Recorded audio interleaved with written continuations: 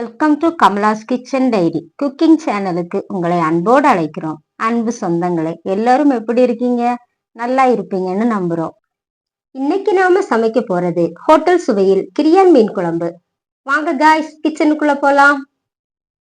கிரியான் மீன் குழம்பு செய்ய தேவையான பொருட்கள்: கிரியான் மீன் 1 கிலோ, துருவிய தேங்காய் 1 கப், மஞ்சள் பொடி 1 ஸ்பூன், கடுகு வெந்தயம் தேவைக்கு, மிளகாய் பொடி 2 ஸ்பூன், குடம்புளி 3, தக்காளி பழம் 1, பூண்டு 10 பல், இஞ்சி 6 சிறிய துண்டு, சின்ன வெங்காயம் 25, கறிவேப்பிலை தேவைக்கு. கிரியா மீன் இன்னைக்கு குழம்பு வைக்க போகிறோம். இது இப்படி உரிக்கணும். இது இப்படி வெட்டி இப்படியே உரித்து குழம்பு வைக்கணும். கழுவிட்டு வாரேன்.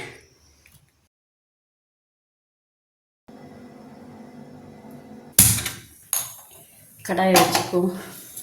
தேங்காய் 2 கரண்டி ஊற்றிக்கும். இந்த உள்ளி வதக்கிக்குவோம்.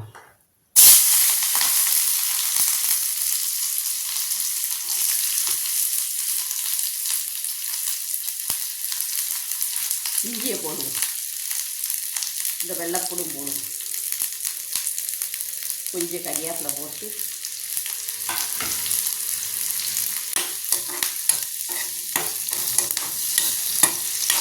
அரைமுடி தேங்காய் போட்டுக்குவோம்.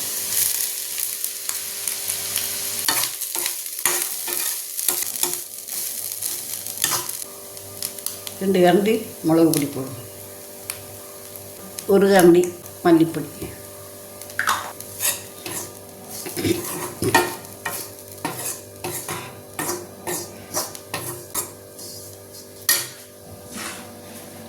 ஒரு தக்காளியும் போட்டுக்குவோம்.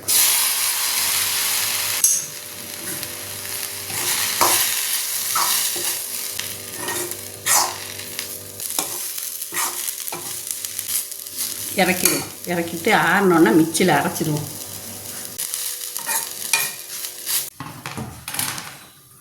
மஞ்சள் பொடியும் போட்டு நம்ம அரைச்சிடுவோம்.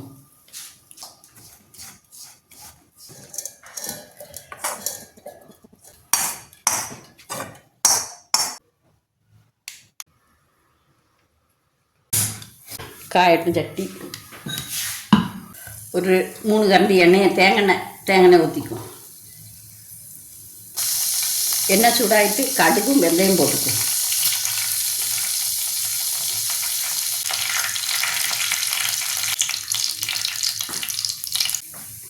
கடுகு வெடிச்சிட்டு இந்த வெங்காயம்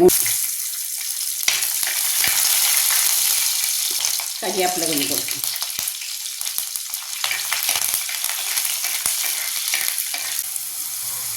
இந்த எல்லாம் வதங்கிட்டு இந்த உள்ளியெல்லாம் வதங்கிட்டு பாருங்க. மசாலா ஊற்றிக்கணும்.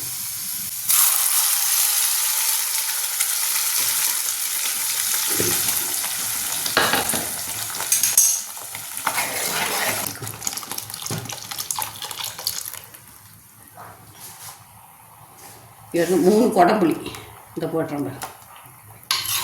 போட்டு இந்த தண்ணியை ஊற்றுவோம். குடம்புளி ஊறப்பட்ட தண்ணியை ஊற்றுவோம். இந்த கல்லுப்பு போடுவோம். கொதிக்கட்டும்.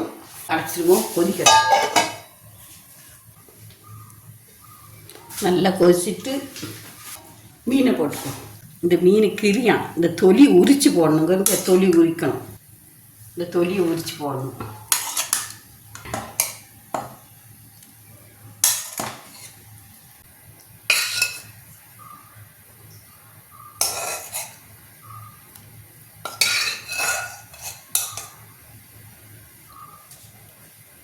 அரைச்சிடுவோம். நல்லா வேகட்டும்.